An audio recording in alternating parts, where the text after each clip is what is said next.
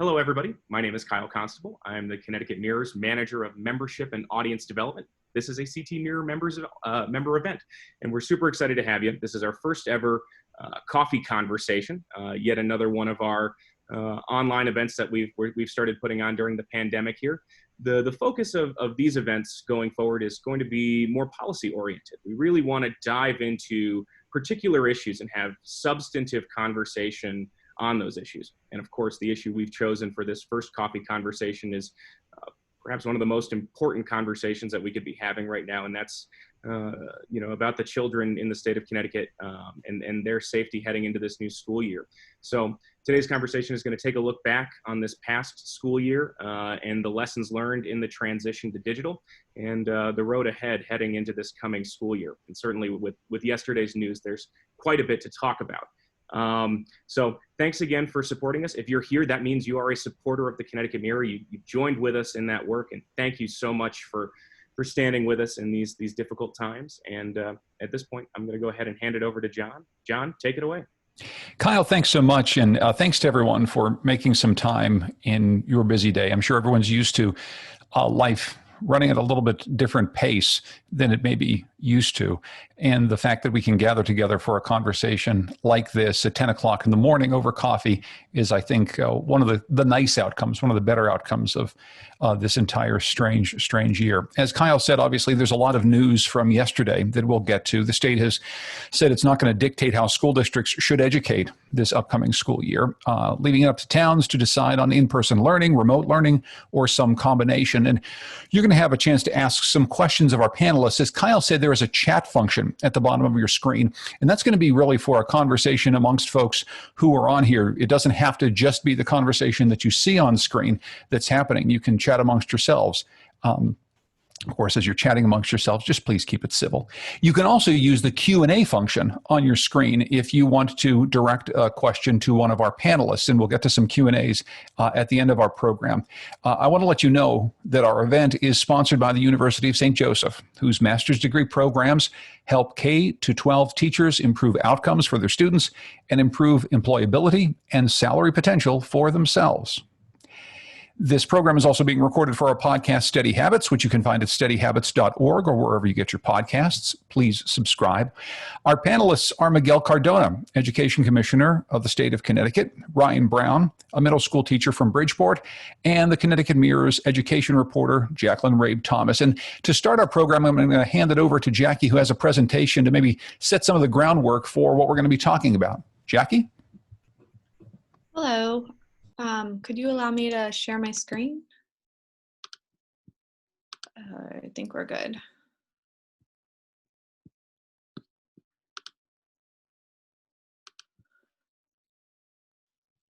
So, hi, I'm Jacqueline Rabe Thomas. I'm a reporter with the Connecticut Mirror. I cover education and disparities. And before we talk a little bit about the impact that the school year had, the closed school year had, I just want to sort of set the stage of where we were at in Connecticut on achievement gaps before the school year even closed. So what you're looking at is the gap in achievement on the nation's report card, the NAEP exams. And you'll see in this, this dark purple bubble, that's Connecticut, and that's our achievement gap for the gap between Black and white students for math in grade 8. And it's subject after, how do I switch slides? Subject, it's also for Hispanic and white students, students from low-income families. Metric after metric shows that Connecticut, unfortunately, has some of the largest achievement gaps in the country. And so all of this was taking place, and then schools shut down. And Dr. James Meek at Yale in their Emerging Affections program early in the pandemic on March 10th said during an interview that, we don't really know what the impact is on children and whether they're able to spread. So on an abundance of caution and for fear that schools would close or that schools would be sort of the petri dish for spreading the virus. Schools were closed. During the Spanish flu, the only thing we're able to sort of compare this to, when schools closed, it did help slow the virus, some research from this same professor found. And then, we've all seen some version of this where, slowing the curve, and that was the intention of closing schools. And then on March 11th, the day after the governor declared a public health emergency, you'll see that schools down in the New York area on the border here were closed. And there were only a few closed at that point in Connecticut. But then by the next day, over half of the school districts were closed throughout Connecticut, serving more than 2/3 of Connecticut students. And then on March 15th, over the weekend, with about 1/3 of the schools still not having made a decision, the governor helped make that decision that all schools would need to be closed. Initially, it was only supposed to be for 2 weeks while because the virus was still new and people weren't sure how long it would spread. Ultimately, as everyone knows, it closed schools for the remainder of the year. And so let's talk a little bit about what that meant for families before we talk about what it meant on education. Many families did not have the option to stay home. There were, here's a graphic from the New York Times that shows on the right, you'll see that the wealthiest workers were able to stay home, work remotely. And then you'll see that the lowest income workers were able to stay home until the work week started. Over 60% of people in the United States are hourly workers, and many people don't have the option to stay home. Here's just a breakdown of this transcends wealth and race. When you're talking about who was capable of staying home, Black and Hispanic residents are more likely not to be able to work remotely and away from the virus and being spread. And so here are some of the families along the way that I spoke to that were some of those frontline workers who did ultimately end up getting infected with the virus because of their exposure. You have different populations that were disproportionately impacted by the spread of the virus. And all this was going on. And so real fast, it should come as no surprise to anyone that because of some of the historic health disparities, as well as the ability to shelter themselves and work remotely, that Black and Hispanic residents in Connecticut were much more likely to die from the virus. Black people in Connecticut were 2.5 times more likely, and Hispanic 67% more likely. And so why am I talking about all of that? All of that is happening while we're asking students to attend school every day. This is what's going on in their families' lives.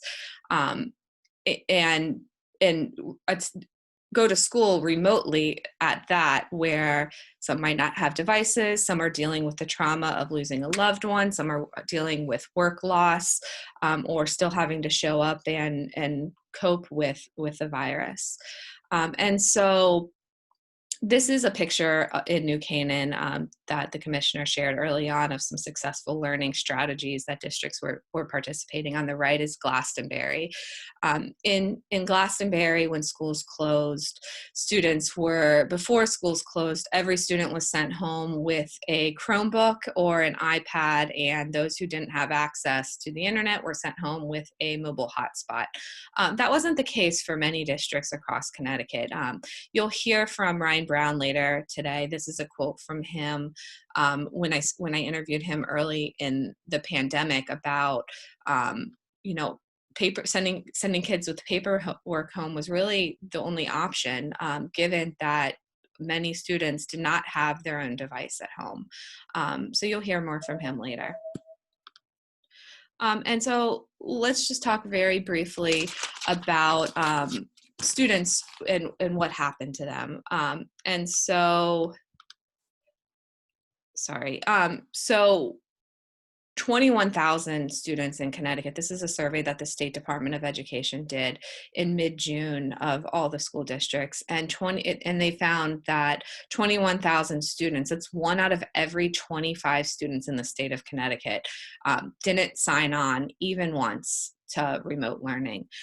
When you're talking about minimally connected students, signed on maybe once, twice, you're talking about 1 out of every 4 students in Connecticut. We're losing education. It shouldn't come as a surprise for all the aforementioned reasons that students from certain populations struggled to sign on and participate fully in remote learning. Students in the 10 lowest performing school districts, historically high poverty school districts, those students were 3 times more likely to not show up for remote learning. They were also more, and it was the result of things like they didn't have access to Wi-Fi. They were also 3 times more likely not to have broadband or the internet connection at home, or they were 7 times more likely to need a device at home to be able to get connected. And then even more so, 1 out of every 3 children in the lowest performing school districts were facing family trauma at home that prevented them for some reason from showing up, whether their parent just lost a job and they were in crisis mode, or they lost someone to COVID. So there was a lot of underlying reasons that education just was not really the top priority for reasonable reasons. And so when we're talking about the ability for districts to solve for this, there are some lessons learned from the last recession. During the last recession, local education spending dipped by 12% during the last recession. Federal funding helped make up for some of that, but you'll see that hundreds of millions of dollars was shed because of the economic downturn. The concern this time around is that will result in a reduced workforce. Again, lesson learned from the last recession is that 1,300 education jobs were lost during the last recession, and it took a full 7 years to recover. And so solutions.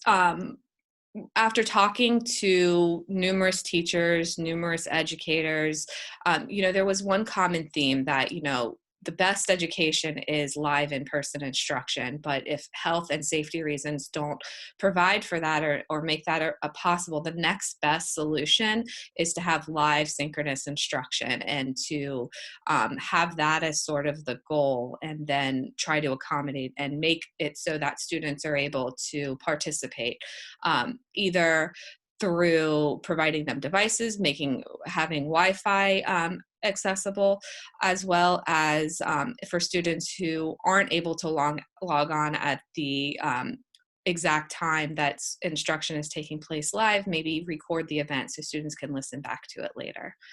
And so again, that takes a lot of infrastructure and a lot of input. This is from the Mississippi Department of Education, of sort of a graphic showing, you need Wi-Fi, you need learning management system, you need a device, all of these things that you need to make that happen. The governor is planning to announce later today that $43 million is being invested from federal funding to help close that digital divide. So maybe if schools do need to close this time around, districts will be more prepared or more capable of responding. That's it from my end. Jackie, thanks so much. And we can certainly make some of that presentation available to you if you have interesting questions about all of the interesting facts that Jackie presented.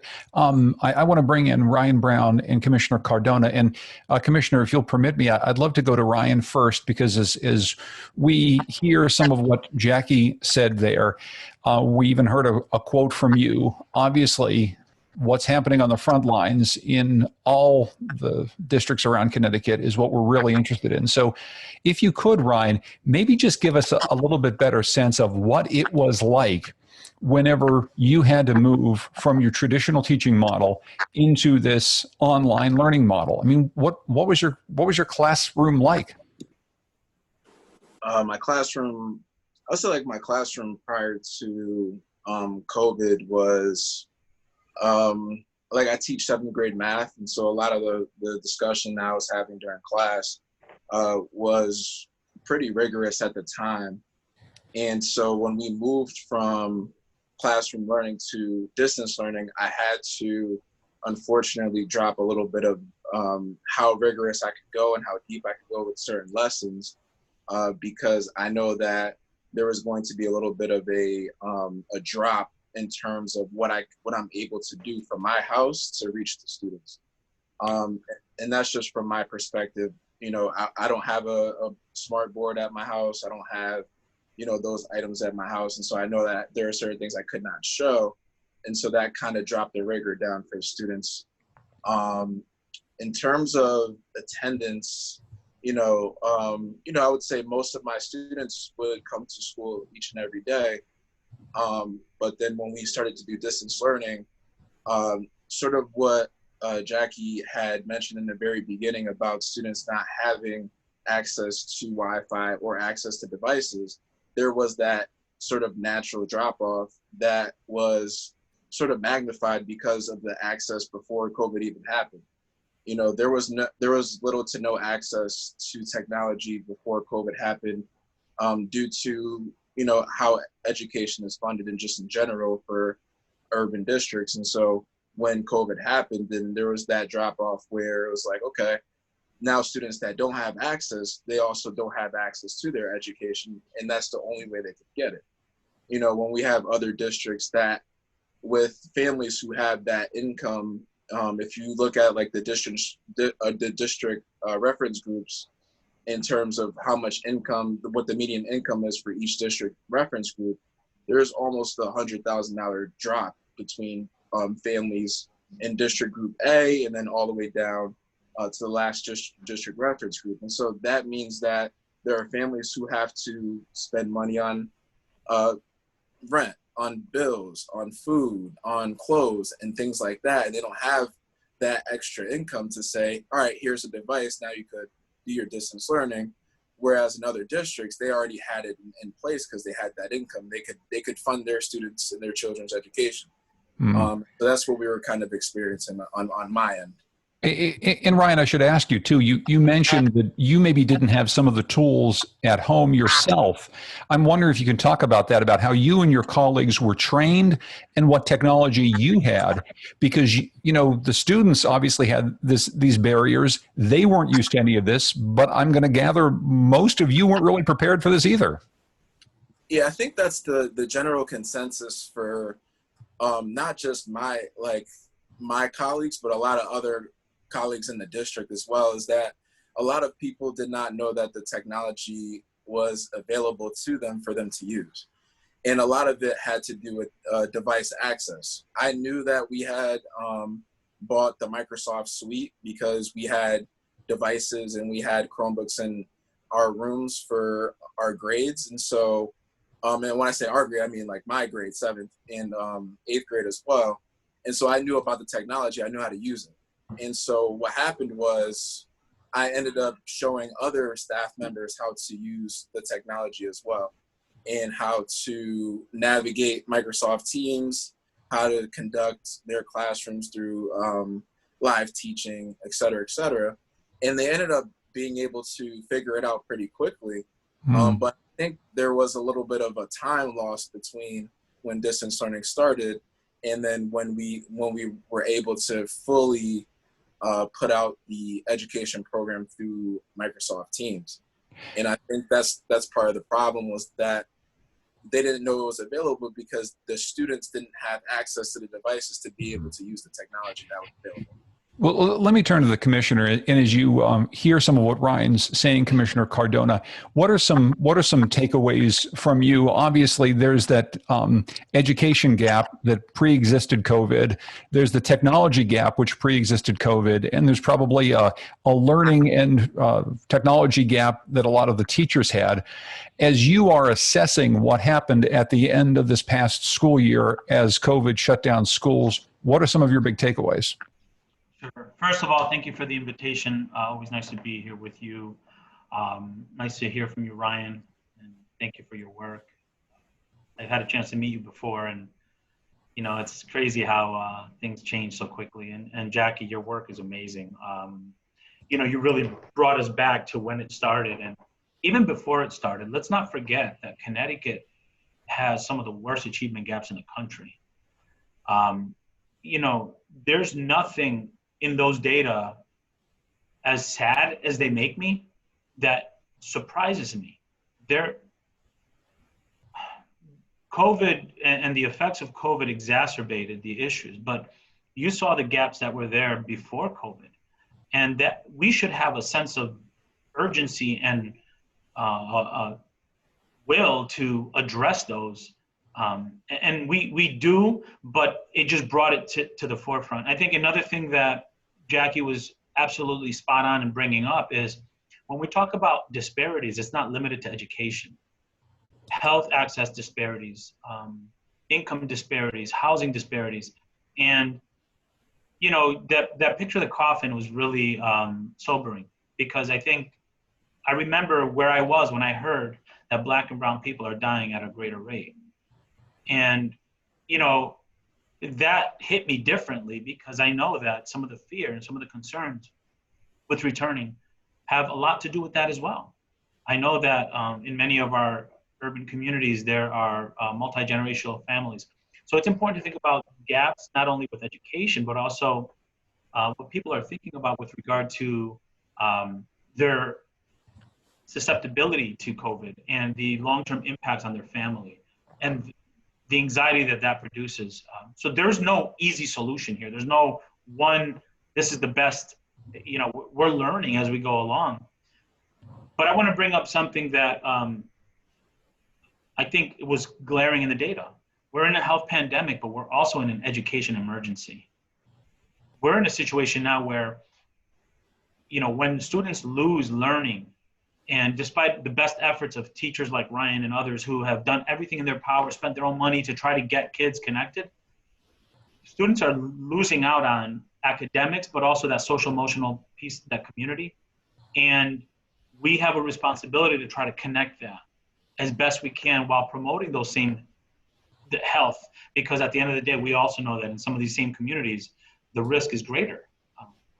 So I just wanted to bring out the fact that, yes, we're in a health pandemic, but this is also an education emergency that we have to accelerate our efforts, because COVID accelerated disparities. We have to really double down and put our heads together to do what's best for kids and for the community. And that includes making sure that health and safety stay at the top of the conversation. Well, if we treat this like an emergency, Commissioner, let's talk about, as we head into planning for this next school year, what steps you think are most important to take right now. Obviously, we've only had a couple months of learning, so we're not going to know everything about what to do. But if we're going to treat this as an educational emergency, what are a few top things that you think absolutely need to happen in order to make this a more successful school year for kids? Sure. So provide in-school opportunities as best you can with health and safety as the primary, but also simultaneously, not either or, plan for a robust distance learning, remote learning process that will likely continue for the remainder of education while we're while we're here, right? So I don't ever think we're going to go back to a fully, I think we're going to continue with a blended model moving forward. There were some districts that were already experimenting with blended learning where students didn't have to have the seat time in the building. I think we need to look at this as an opportunity to redefine what education looks like and question some of those things that we've said we have to do, such as seat time in the buildings. So specifically, we need to identify how we can get students into the school, as many students as possible, safely. And I use the word safely, because that's generally where I go, but we know that there is no way we can reduce risk 100%. It's hard to communicate that because it takes a lot to let that sink in. But as much as there are risks for us to go to get gas or go to the store, there's some risk in everything that we do. We know that there's also risk in not doing things. We've seen students that 25% that Jackie talked about that are not connected, they may be outdoors, they may be unsupervised. There are risks there, not to mention the academic risks. So wherever possible, bring students in and looking at some of the models that have worked in Connecticut with early childhood, but also in other countries. And secondly, don't take a foot off the gas pedal, regardless of the data, to make sure that if we go fully remote the second time around, we do it so much better so that we don't have some of the pitfalls we had in the fall. And I think we are working in that direction. And I want to ask Ryan in just a second about some of the health risks. But Jackie, can I turn to you quickly? The commissioner has said something here that I think we inherently know to be true, not just in education, but in probably all walks of life. We're not going to go back to normal fully. There's going to be some changes to the way in which we educate students. What do you know about that? What have you heard from educators or from school districts about how prepared they are to not just muddle through another school year with some sort of hybrid model, but to actually substantively change the way education happens in the future? So I heard from I interview people for a living. So I have spoken with a lot of people, both teachers, parents, about sort of what they want and what they would like to see as far as the school year goes. And it's all over the board, concerns about how far a child is falling behind, and weighing that against, being from a vulnerable community that is more susceptible to the virus, and what does that mean? And so I think that's really where the planning comes in, so that people do feel comfortable returning, and that they do feel a sense of protection, that schools will close if it's not safe. And I guess what I'm sort of struggling with as a parent myself is, my kid was learning to read. He was in kindergarten when school shut down. That's a critical year, and all years are critical.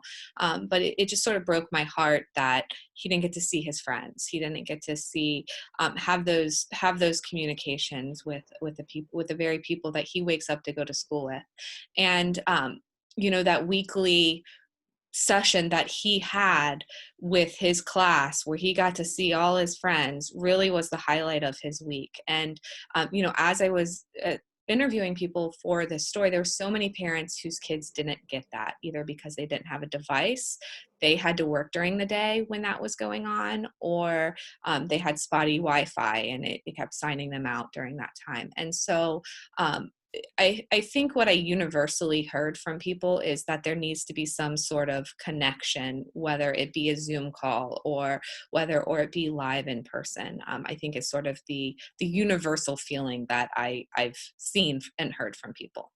So Ryan, to pick up on that though, maybe you can talk about the differences that you noticed from getting kids together on a Zoom call, even if you had 100% attendance, which as we saw earlier, you don't, right? Even if you had everyone together, what's different about getting together virtually versus getting together in person, especially middle school students, the kids that you teach? I think the largest difference was mentioned as the social aspect.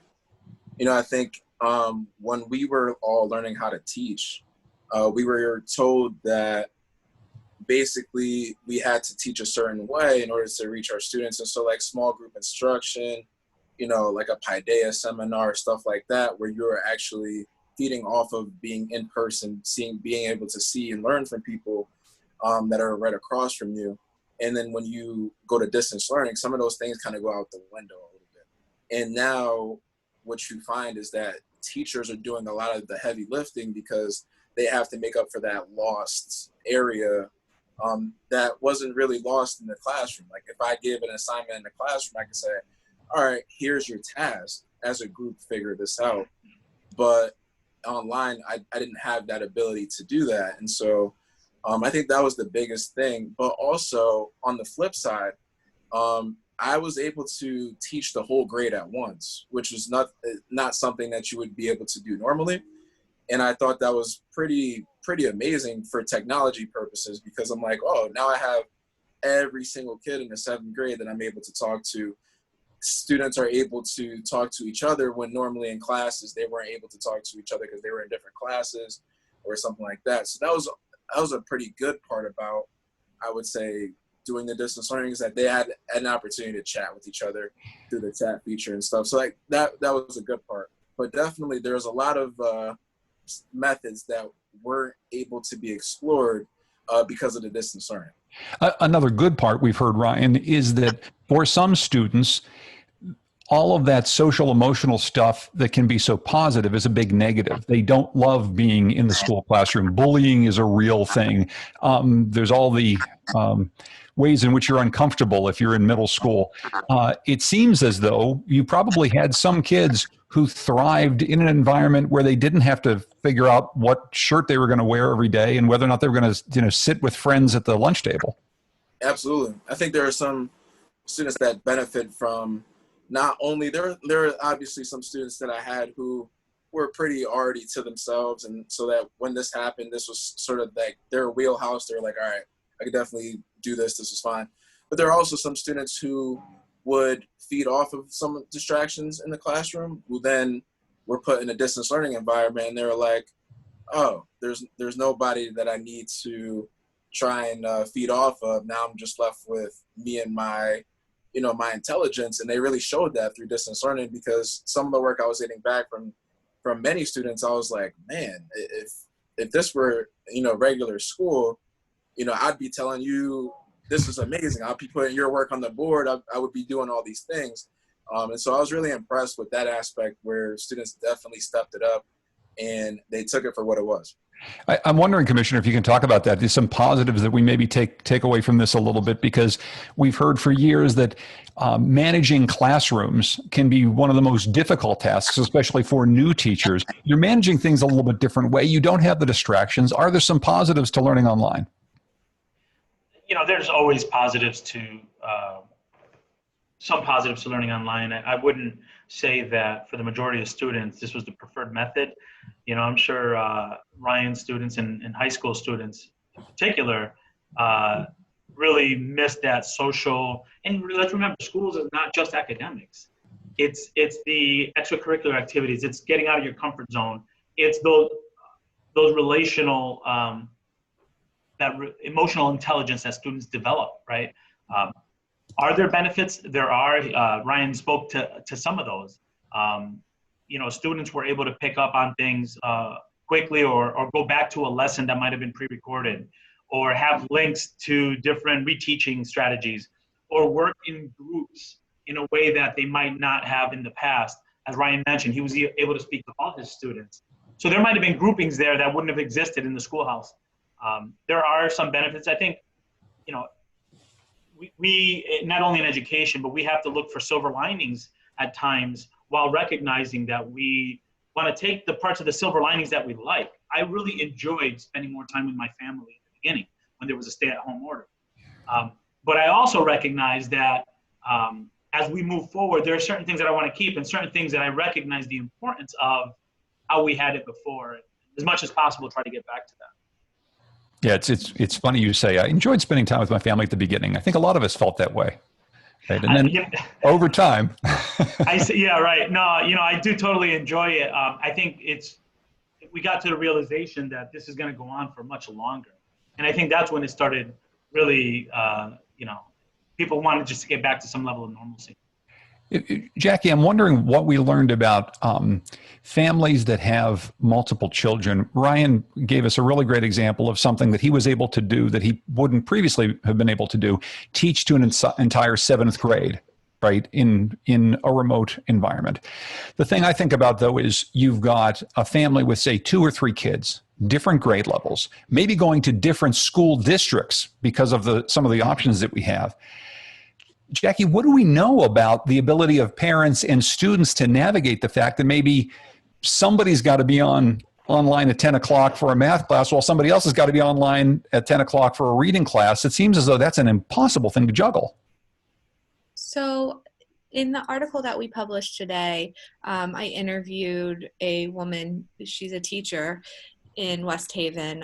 She also has 2 children in 2 different school districts, Mara Rabinowitz, and she it was a juggling act for her. I mean, we have to keep in mind that people are home still having to work.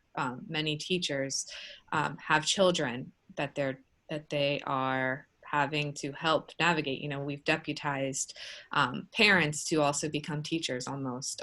It sort of help navigate some of the technology, and kindergartners don't naturally know how to use a laptop.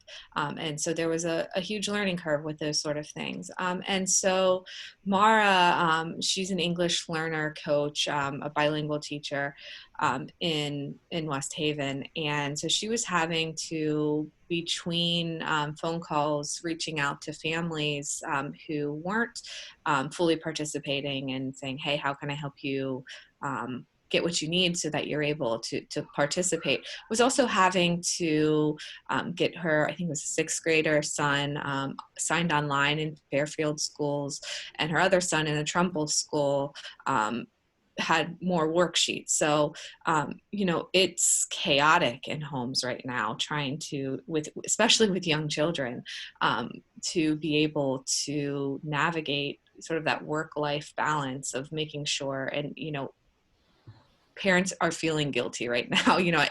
I've also heard that from a lot of parents of, I feel like I'm not able to fully invest myself into helping with my child's education either, because, I don't know. If I was asked to do Common Core math, I would have no idea what I was looking at. So there's that. And then there's also, language barriers as well for many families. 1 out of every 13 families in Connecticut, their primary language is in English. And so you also have some of that trying to navigate the online world. So, it's a complex nature of getting kids online and having school at home. Yeah, something from your piece from that mom, that teacher that you interviewed, stuck with me. A quote here.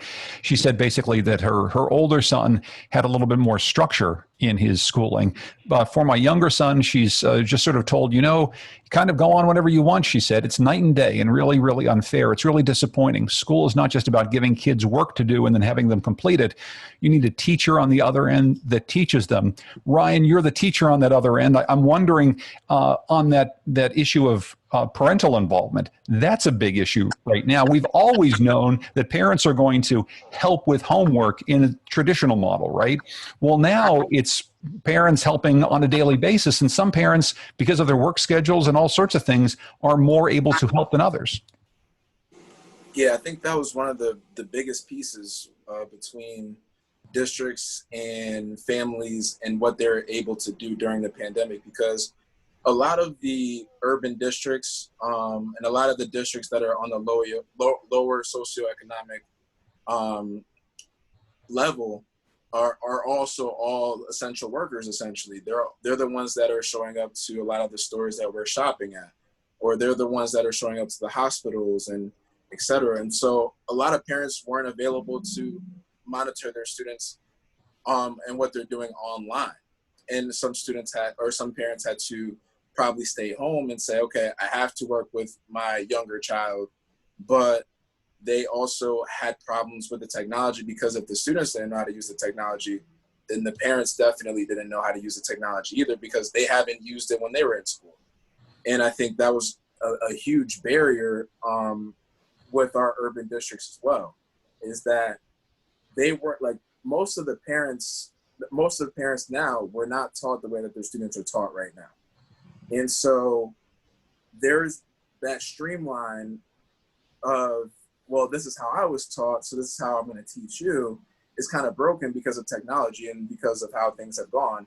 But then there are districts who didn't have access to that technology for whatever reason. And so now that line is broken. And I think that's part of the problem. So, Miguel Cardona, how do we deal with that? As you say, we may never go back to normal. We have students who are needing to learn in a new way, teachers who are needing to teach in a new way. But this requires a whole different level of involvement from parents.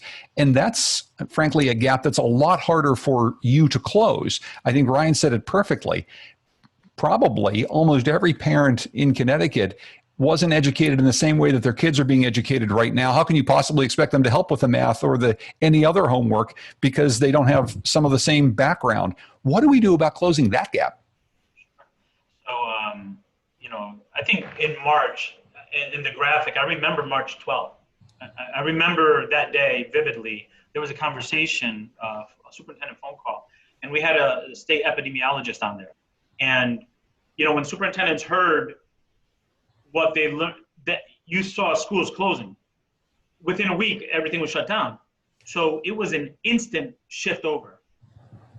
We're fortunate in Connecticut that everyone has really done their best to try to get our numbers where they are. We need to capitalize where possible on whenever there's in-person to plan ahead and say, as Ryan alluded to earlier, we can't go back to a sudden disruption like that and not be prepared. We know for Jackie's young one there that if technology is not the right answer, that in the fall we should be developing tools so that her child can continue with the reading, and maybe start helping parents understand with videos of how their district is engaging technology differently. With a little bit more time, maybe professional development series for families, Zoom 101, or, but I think you bring up another issue. So if you have siblings that are sharing one computer or one phone, and everybody's doing the lesson at 9 o'clock in the morning, most of those siblings won't get access to it. So what we're trying to invest in is saying there's going to be a commitment from the governor to close that digital divide. I think it's a finite number. Connecticut is small. We're not talking about Texas, California. Connecticut, 530,000 students. The surveys that we got show that there's an obstacle for learning and technology for about 50,000, that it's an obstacle. So how do we close that? Not to say that that's the only number. We need to get more, but if we close that, we could be in a better spot. But it's not just about giving the device to the kid or the internet access. It's about good content. And I haven't heard much about that. And I think you could have connectivity, you could have a device, but what you're logging onto, if those are not high quality materials, the gaps are going to remain. Mm-hmm. So, what we try to do also is develop quality content for free for districts, so that students in districts that don't have a good system already set up have access to high quality standards, so that parents are not having to remember how they got the instruction and teach it that way.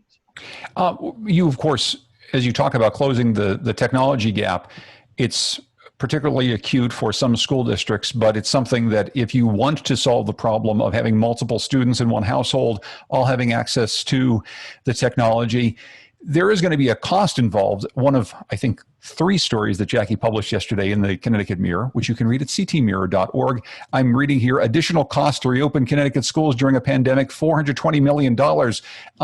Jackie, it's a lot of money to educate this way. It was a lot of money to educate in the traditional way, but now there's all these other layers. Can you just quickly go through some of the additional costs that schools have already incurred and that they may incur coming up in this new school year? Sure. Reducing class sizes. I remember interviewing the superintendent in Hartford, and they costed out the cost that they would have to just to reduce their K through 3 schools by 3 students to bring down each class to 21 students. And that cost was $3 million. I don't know if they ultimately went with that plan, because that's a pretty hefty price tag. But if we're talking about reducing class sizes because it's not physically possible in just the construction of some of these classes to socially distance, even 3 feet apart. Some of that is because districts are moving forward with class size reduction so that they can physically space students out more. Other costs are things like plexiglass to protect, the front office staff from when visitors come in, or if anyone needs to come in, and gloves, PPE, all of those sort of things. So there's a lot of additional costs.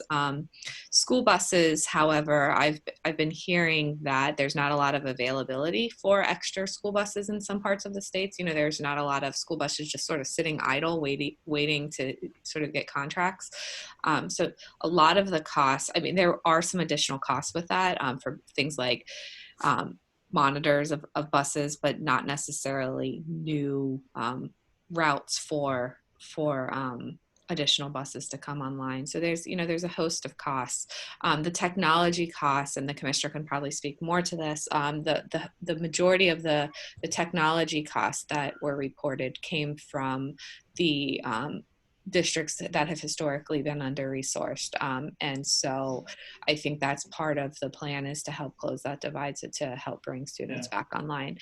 One of the questions that I would have for the commissioner would be, if the intention is to encourage districts to stay open as long as possible, if it's safe, I guess I'm just sort of curious, how do you prevent sort of a domino effect of school districts closing one after another if the nearby district closed down because a student showed up or someone's in their family had COVID? One of the things that happened last spring was there was a domino effect, and there's no judgment there, but I guess I'm just sort of curious how that's prevented, or if that should happen. Right. And I want to just preface that by saying we're in a once in a lifetime, let's hope, right, situation where there are no answers. There's no playbook for this, and we're recognizing that no solution is going to make everyone comfortable, and there is no easy answer to this. I think everybody acknowledges that, and yet it's still very difficult.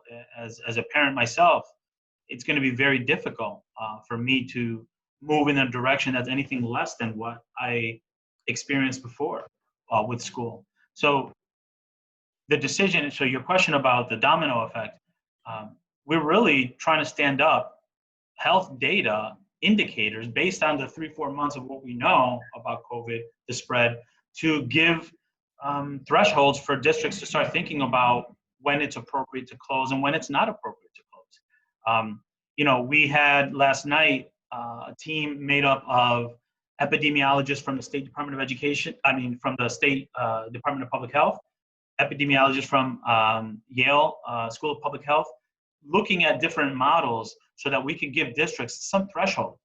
Now, I say that, but I also know that, if let's say there's an outbreak in a community, right?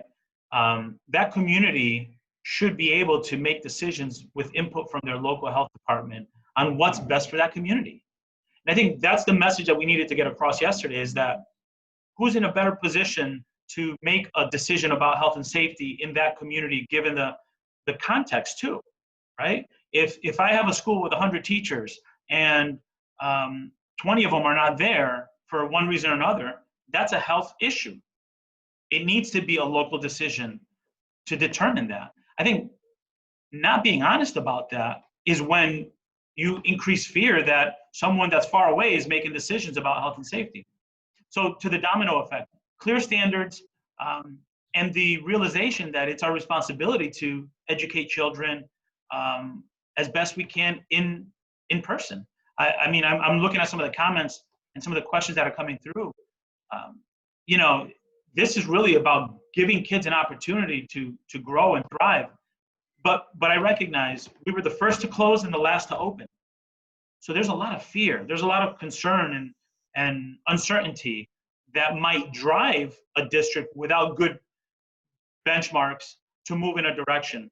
We need to make sure that we're relying heavily on our health partners to help us make decisions, and we need to have clarity and communicate with families so they feel comfortable with the plan in the districts. If it's important, as we are now saying, that the local districts get to make this decision based on good data, why was the initial decision made to say all schools should open and come in person?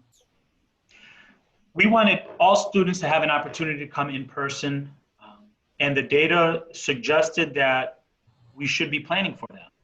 I think if we came in and said, plan for about half of your kids, imagine, how difficult that would be if we got to the point where we still felt uncomfortable with that. I do feel that we should be planning for worst case scenario and best case scenario. But what we did learn, and we said from the beginning, we're gonna revisit this, based on data, right? Not just the health data, but what we heard from districts. And what we heard from districts, I got Danbury High School with 3,000 students in it. They did their best. They hired an architect to come take a look at it. We recognized when the data started coming in and our conversations with teachers, our conversations with superintendents, that there are some places where you're not going to be able to do that and maintain those mitigation strategies that we think are the priority. So I think the intent was always to say, let's get as many kids back in school. We need to aim high, but have backup plans. And I think that's consistent with what pretty much every other state has done. At this point, we're recognizing that one size does not fit all, that we have some very small schools. And, you know, when we were talking about graduations, I had superintendents that had high schools with a graduating class of 500 and superintendents with a graduating class of 27. It's not the same. You might be able to get away with one in one place and not in the other. Yeah. Will you concede, though, and I'm sure you've heard from parents, will you concede that sending one message first and a different message now is a bit confusing to parents who were already confused? I heard from a lot of parents who said, I can't believe that they're saying we're going to go back to school like normal this school year, and now it's not happening. This is pretty confusing to people who are already kind of stretched thin. We've also heard some parents say that, like, please take my kid back. I know. Yes, but exactly. We also know, listen, we also know that we have unlike many other sectors, we had to plan 2 months out. We're predicting, and we know, as difficult as it is, we know that there's fluid. We said it's going to be fluid. I mean, in Connecticut, we've been so much more fortunate than many other states. But we're trending similar or better than we were a month ago. But what we're hearing from district is, listen, in order to maintain that health and safety that we're talking about, we can't do that. So I recognize the challenge it is for families. I get it. They're thinking about work. They're thinking about, what am I going to do with my children? But we did say from the beginning that we're going to see how things go, and it's going to be a fluid. And I'll be very frank with you. It could change between now and the beginning of the school year. But if districts have 3 plans, they can navigate between the plans based on the health indicators. But I understand how challenging that is. Ryan, I'm wondering, could you comment on that? From a teacher's perspective, how are you feeling about the way in which the school district, your school district in Bridgeport, or the state is looking forward to this? Because obviously you got to prepare for a school year that could look a number of different ways.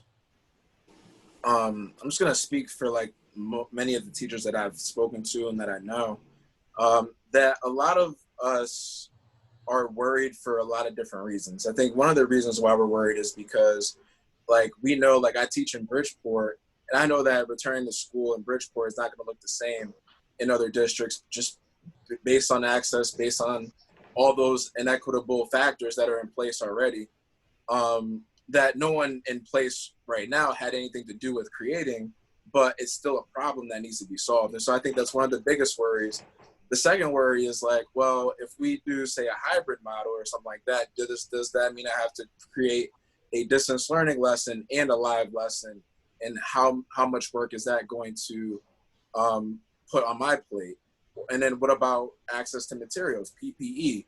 Do we have to pay for that out of our own pockets? Because normally we are paying out of pocket for other materials that we have to buy for our students to learn just in regular, no pandemic considered. And so do we have to come out of pocket for PPE? If we come out of pocket for PPE, what does that mean for our technology needs? Does that mean that we don't get the Chromebooks or the devices in the hands of students because we have to pay for wipes and, you know, things to clean the classroom with? And then a lot of other teachers are worried about their own households. They have children as well. They may or may not have compromised immune systems as well. And so they're going to put themselves at a little bit of a risk and their homes at risk because they're also going to teach, and then they're going to go home, and then their students are going to their districts to learn. And there's just like a lot of moving parts to the risk, I would say. And so like teachers are worried, and they're worried for a lot of different reasons. They're like, I wouldn't say that I've spoken to a teacher that wasn't worried for at least 2 of the reasons that I just mentioned. We have a question here from James, and it sort of gets to this. I'd love to hear your response, Ryan. He says, given the fact that the state constitution guarantees the right to public education, shouldn't we consider public schools to be essential? Grocery store workers, he writes, have been exposing themselves to risk since March. Shouldn't teachers step up and teach in person with masks as barriers, just like supermarkets? Your response, Ryan? Like, I understand the perspective on that because when it comes to educating students, we most certainly need to do that. Like there's no choice there. What I will say is that there are a lot of supermarkets in the very beginning who have shut down their stores and have had workers stay home and have had, certain things put in place to protect their safety as well. And I think a lot of teachers are looking for those options. They're looking to see, hey, if I come back to school full force, what is going to be done for me to stay safe, so then I could lower the risk that I'm at when I go home and I go back to my family. And I think that's what teachers are looking for. Right now, we're all sort of in this little gray area because we don't know what's going to happen these next 2 or 3 weeks. Like Dr. Cardona said, like we just don't know. This thing could spike up in the next 2 weeks. It could go away the next 2 weeks. And so there's just a lot of uncertainty. But the bottom line is that a lot of grocery stores, they sell things that you need right now, right? So if you need toilet paper, you got to go get it, right? If you need food, you got to go get it. And I would say that education is just as essential, but given the fact that we're distance learning, we proved that we can do it without showing up. We just need to figure out a way so that everybody could do it without showing up, because what happens is you have the socioeconomic differences where students in lower socioeconomic levels for districts, they're not able to do it full force. And then a lot of those districts have a high concentration of Black and brown students, those students of color. So that also creates a little bit of a divide from a racial standpoint as well. And so we have to figure out a way to do it in a way where it helps all students, but we already proved that it could be done. We just got to be able to do it. And it's not like, we could do like a virtual cooking, like get food from your computer and be like, all right, I'm going to cook it. Like we're not there yet. You know what I'm saying?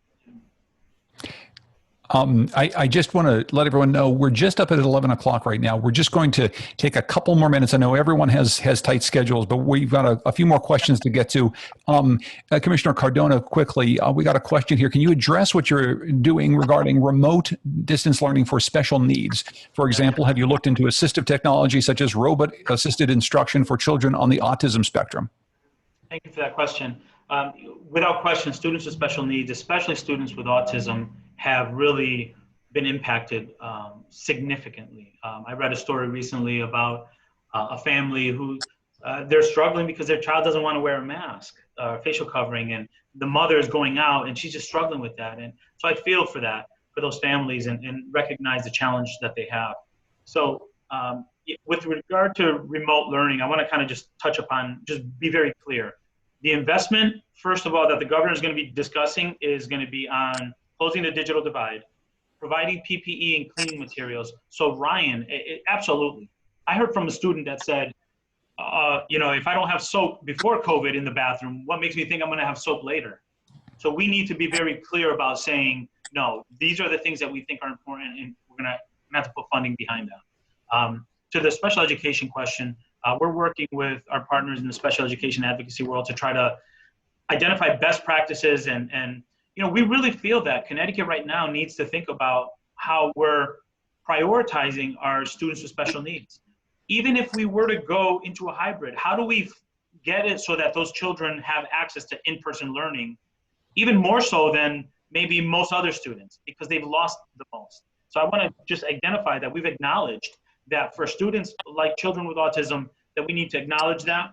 As far as remote learning materials, we are in communication regularly with special education directors from throughout the state to discuss what best practices there are in special education. And when we find those for remote learning, like assistive devices or those machines where you can press buttons and the students are communicating, those are the technology that we want to provide funding to support districts to get. And through the CARES Fund, hopefully the HEROES Fund, and whatever governor's announcement, the funding could be used for those devices. And you say the announcement from the governor, when are we expecting to know more about the state investment? So we've been having conversations, and what we really need to know is, given yesterday's communication that districts have to ultimately see how they can get as many students into the schoolhouse and decide on a plan, that will determine, right, what the funding needs are.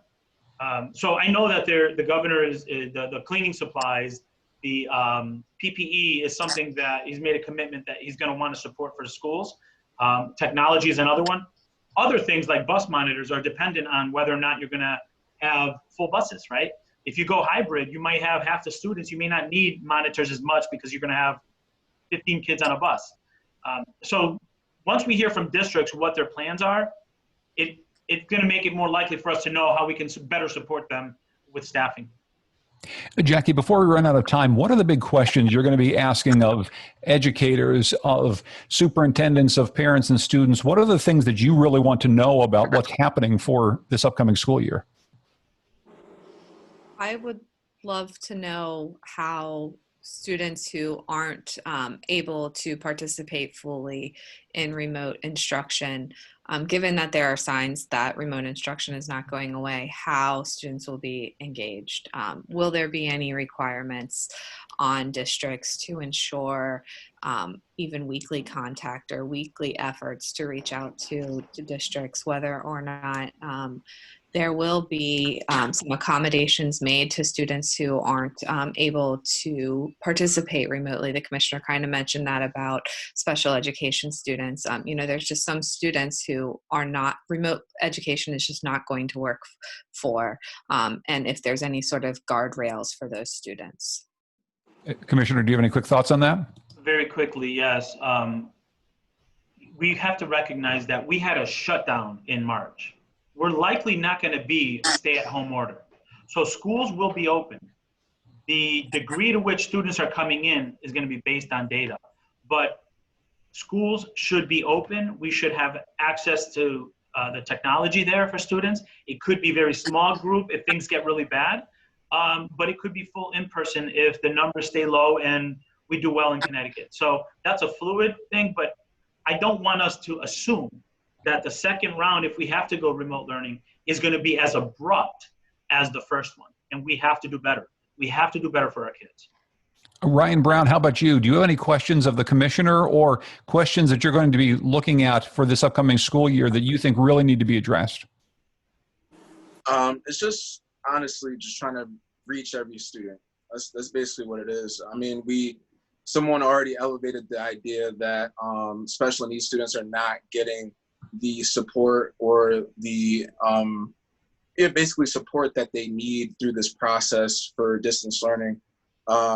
And also, that's just my only concern is I want to be able to look at the next district at like Fairfield, which is our neighbors, and be like, oh, we're on the same level. I want to be able to say that, as opposed to saying like, oh, well, only 15 of my kids have Chromebooks as opposed to the whole class. That's my biggest concern is I want to make sure that every single student can benefit from whatever we put forward. That way the gap could not widen if we are able to, or if we have to go to a shutdown, but actually close and keep closing so that Connecticut could be a state where every student has equity, every single student has access, and every single student is getting educated at a very high level. And that's not to say that teachers aren't teaching at a high level. We're all doing what we're supposed to be doing and actually going above and beyond to do that. But the resources and materials that we have to do those things, I really want to reap some of those benefits that my colleagues in other districts, more affluent districts, are reaping currently. And I just like to quickly say, and I think it's probably a time for us to learn from this, for Ryan and all the other teachers out there who have consistently had to buy supplies for their classrooms, we should learn from this and say, not only should Ryan not have to buy PPE for himself to keep himself safe, but probably we should figure out a way for Ryan and his colleagues to not have to buy anything out of their own pockets for classrooms and figure out how to make that something that we all pay for so that he can help educate our students. I want to thank Ryan. I want to thank Commissioner Miguel Cardona. I want to thank Jacqueline Rabe Thomas from the Connecticut Mirror. Jackie has a lot of great reporting on this that you can read at ctmirror.org. Updates on what's happening right now, the big news from yesterday, but also an in-depth piece on just what was lost during this last school year and how we might move forward. I want to thank you all very much for joining me this morning. I really appreciate it. Thank you. Thanks for having me. Thank you. Thank you. And I want to thank all of you for the great questions and for continuing to engage here with the Connecticut Mirror, which you can continue to do online. I also want to thank our sponsor, the University of St. Joseph, whose master's degree programs help K-12 teachers improve outcomes for their students and improve employability and salary potential for themselves. I'm John Dankosky. You can hear this conversation on our podcast, Steady Habits, and it will be coming up very soon. You can subscribe to the podcast any place you get your podcasts. And I think that's all I need to say. I'm going to turn things back over to Kyle Constable. Thanks so much for putting this together, Kyle. Absolutely, John. Wow, what a great event. Thank you all for participating. Commissioner, Jackie, Ryan, thank you so much for being here. This was an incredibly insightful discussion, and I'm very glad we had the chance to have it this morning. And once again, folks who are still here, thanks for being CT Mirror members, for being a part of the work that we do. Without you, we wouldn't be here today.